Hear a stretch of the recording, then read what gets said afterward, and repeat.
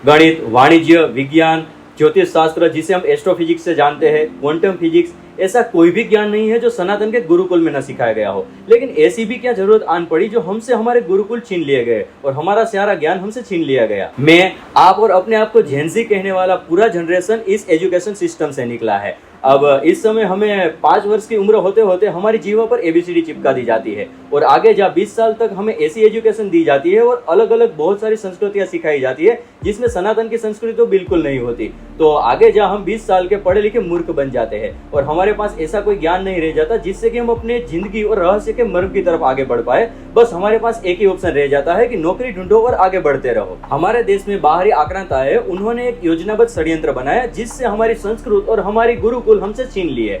अब इस कारण हुआ यह कि हमारे जो ज्ञान है हमें मिल नहीं पाए। लेकिन क्या आप जानते हैं कि हमारा ज्ञान कैसा होता था? और जो हमें पढ़ाए जाने वाले वेद थे वह सिर्फ वेद नहीं थे, वेद से हमारे पूरे जो 4 आश्रम है और जो वेद से निकलने वाले 4 अलग अलग भाग है उनको पैरेलल करके जीवन से मृत्यु तक का सारा सफर दिखाया जाता था जिसमें हमें मोक्ष भी प्राप्त हो जाता था। वेद में दिए गए 4 भाग हमारे 4 आश्रम से किस तरीके से रिलेट करते हैं, आज की वीडियो में हम उस चीज के बारे में समझने वाले हैं। तो बिना किसी विलंब के वीडियो की तरफ बढ़ते हैं। मैं हूं पारस और स्वागत है आपका सेठो सत्व पर। वेद, यहाँ शब्द सुनते ही हमारे दिमाग में 4 छवि आ जाती है जिसमें ऋग्वेद, यजुर्वेद, सामवेद और अथर्ववेद, यही हम सोचने लगते हैं। लेकिन वेद सिर्फ यही नहीं है, इसमें ब्राह्मण, आरण्यक ऐसे 4 ग्रंथों का अलग अलग समन्वय है। अब यह 4 समन्वय 4 अलग अलग आश्रमों के साथ रिलेट करता है, जिसमें से जो वेद का पहला भाग है वह है मंत्र संहिता भाग। अब इस वाले भाग के अंदर देवता और भगवान की ऋचाएं है और उनके मंत्र है और छंद के द्वारा उनकी आराधना की गई है कि किस तरीके से भगवान की आराधना करनी चाहिए, उनकी स्तुति करनी चाहिए, उनको खुश करना चाहिए। अब इसी समय 0 से 25 वर्ष के अर्थात कि एक शिष्य जो कि ब्रह्मचर्य का पालन करते हैं और हमारे आश्रमों से सबसे पहला आश्रम ही है ब्रह्मचर्य आश्रम। तो यहाँ वाले जो शिष्य है उन्हें मंत्र सिखाए जाते हैं, समझाए जाते हैं और उन्हें यही मंत्र याद कराए जाते हैं। अब उनका उपयोग वह दूसरे आश्रम में करते हैं।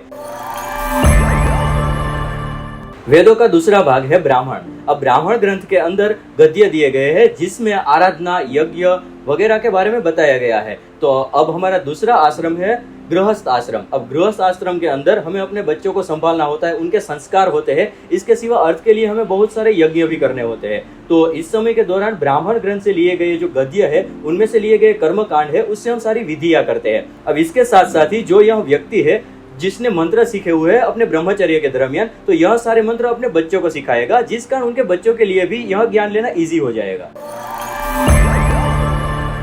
वेदों का तीसरा भाग है आरण्यक। अब इस आरण्यक ग्रंथ के अंदर फिलोसॉफी समझाई गई है, अर्थात कि मंत्रों का भौतिक रूप समझाया गया है। अब जैसे कि इंद्रदेव की बात चल रही है तो हमें रियल में पता है कि इंद्रदेव का कोई रूप नहीं होता, क्योंकि हम उसे एक इंसान के जैसे समझने लगते हैं कि उनके 2 हाथ है, एक मुंह है, 2 आंखें है। लेकिन नहीं, इंद्रदेव वर्षा करते हैं, वर्षा के ही वह राजा है। तो वह एक ऊर्जा है, वह एक शक्ति है। इसी तरीके से सूर्यदेव की बात की जाए तो सूर्यदेव 7 रथ वाले नहीं, सूर्यदेव एक हमारे लिए ऊर्जा देने वाले स्रोत है। चंद्रदेव है, वह भी हमें ऊर्जा देने वाले स्रोत है। इसके साथ अग्निदेव की ज्यादा पूजाएं देखने को मिलती है, तो अग्निदेव भी हमारे लिए एक ऊर्जा का स्रोत है। इस समय हमारे तीसरे पड़ाव वाले, तीसरे आश्रम वाले वानप्रस्थ के लोग हैं, वह वन में जाते हैं और वह यह जो भौतिक रूप है उसे समझते हैं, जिस कारण उन्हें सारी भौतिकताएं समझ में आती और उनका ज्ञान असीम सीमा तक पहुंच जाता है। तो यह जो तीसरा वाला भाग है उसके अंदर भौतिकता समझी जाती है।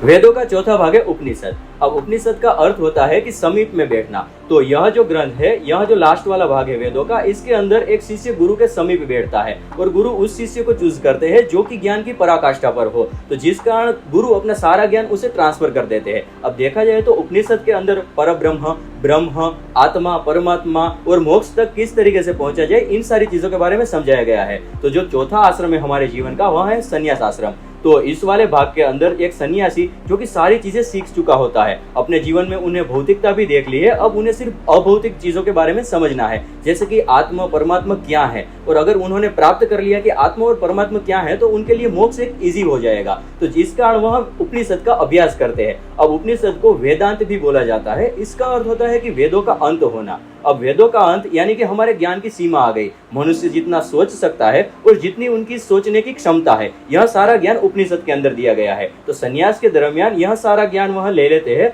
और मोक्ष की तरफ आगे बढ़ने लगते हैं। ऐसा कहा जा सकता है संन्यास से कैवल्य प्राप्त होता है। इस वीडियो के माध्यम से ऐसा कह सकते हैं आपको एक ऐसी झलक मिल गई होगी जिससे आपको पता चल गया होगा कि जो हमारा सनातन जो कि 4 पिलर पर खड़ा है, धर्म, अर्थ, काम और मोक्ष, तो वहां सिर्फ धर्म, अर्थ और काम की ही बात नहीं करते, मोक्ष की भी बात करते हैं। तो जो यहाँ हमारा वेद है वह हमारे पूरे जीवन में सीखने होते हैं। इस वीडियो के माध्यम से मेरे द्वारा दी गई इन्फॉर्मेशन अगर आपको इंपॉर्टेंट लगती है तो चैनल को सब्सक्राइब करना ना भूले और इसी के साथ साथ इंस्टा पर भी हमें फॉलो करना ना भूले।